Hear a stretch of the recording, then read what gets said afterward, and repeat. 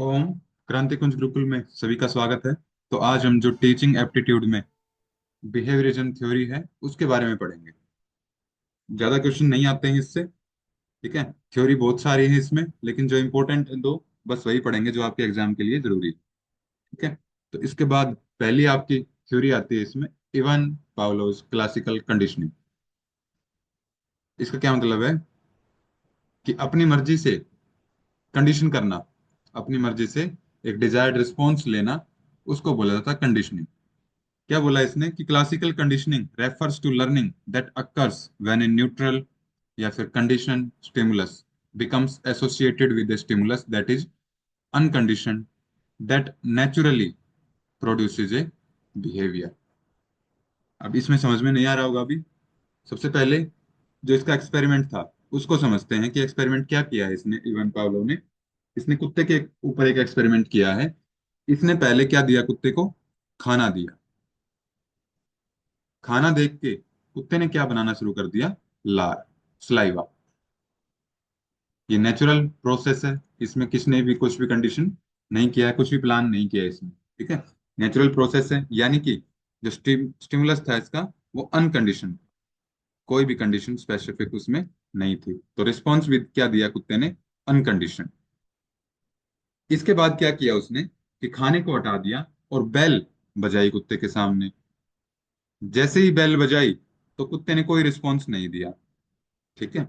अब क्या किया उसने, खाने को और बेल को दोनों को कंबाइन कर दिया।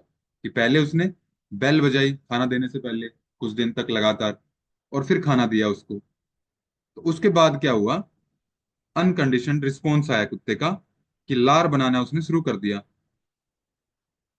फिर लास्ट स्टेप में क्या किया उसने, खाने को हटा दिया, बस बेल रह गई।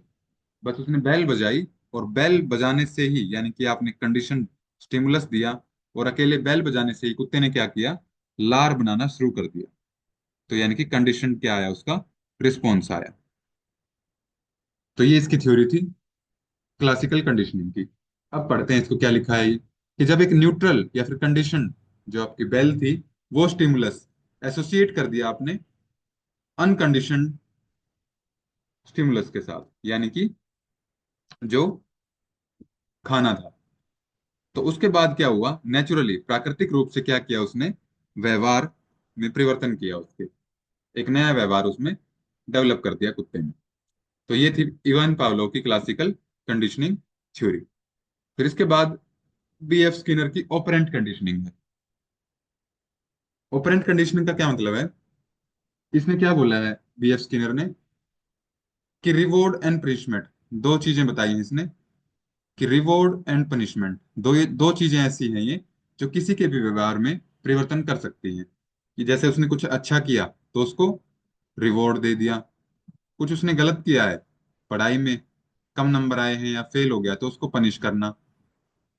तो उसके हिसाब से, रिवॉर्ड और पनिशमेंट के हिसाब से किसी के व्यवहार में चेंज करने के लिए उसको बाध्य करना, री इन्फोर्समेंट का मतलब उसको बाध्य करना, तो उसको बोला है ऑपरेंट कंडीशनिंग थ्योरी। इसने एक एक्सपेरिमेंट किया था एक चूहे पे। दो बटन लगा दिए इसमें एक बॉक्स में बंद करके, और जैसे ही वो बटन लगाए उसने, तो एक बटन को कनेक्ट कर दिया कि एक बटन के दबाते ही क्या होगा, करंट लगेगा उसको, और दूसरा बटन दबाते ही उसको क्या मिलेगा, खाना मिलेगा। तो जैसे ही वो उसने दबा दबा के देखे चूहे ने वो बटन, तो एक बटन जिससे खाना मिल रहा था, तो उसको उसने बार बार दबाना शुरू कर दिया, और जिससे उसको करंट लग रहा था उसको दबाना धीरे धीरे बिल्कुल बंद कर दिया उसने। तो ये इसने रिवॉर्ड और पनिशमेंट की थ्योरी दी है बीएफ स्किनर ने, कि रिवॉर्ड और पनिशमेंट के हिसाब से भी हम किसी के व्यवहार में परिवर्तन कर सकते हैं। तो इसलिए जो रिवॉर्ड मिलेगा उसमें बोला गया है कि वो व्यवहार वो बार बार रिपीट करेगा।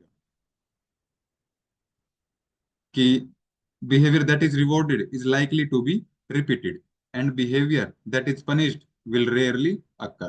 कि मुश्किल से ही वो उस बटन को दोबारा दबाएगा। ठीक है। तो ये आपकी बीएफ स्किनर की ओपरेंट कंडीशनिंग थी। फिर इसके बाद पीवाई क्यू आए हैं आपके। तीन पीवाई क्यू हैं इसमें। तो इसमें पहला है आपका कि अगर एक teacher tales his student, when you learn this, कि जब आप इसे याद कर लेंगे, जब आप इसे सीख लेंगे, you will be able to carry out your project, तो आपका जो प्रोजेक्ट है वो कंप्लीट हो जाएगा। तो ये कम्युनिकेशन क्या सजेस्ट करती है? अब इसमें दो चीजें आई हैं आपकी। जो री इन्फोर्समेंट था, पनिशमेंट थी,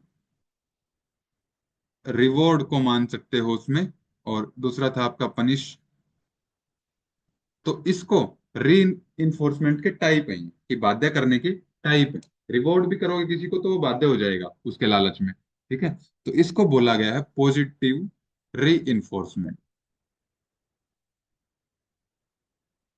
और पनिशमेंट को बोला गया है नेगेटिव री इन्फोर्समेंट।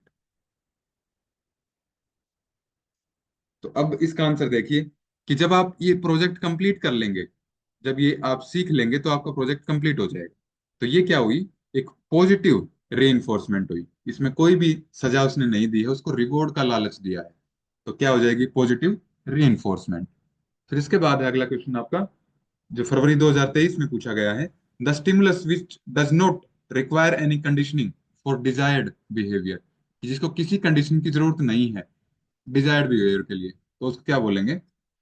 सिंपल, जो अभी देखा आपने, अनकंडीशनल स्टिमुलस।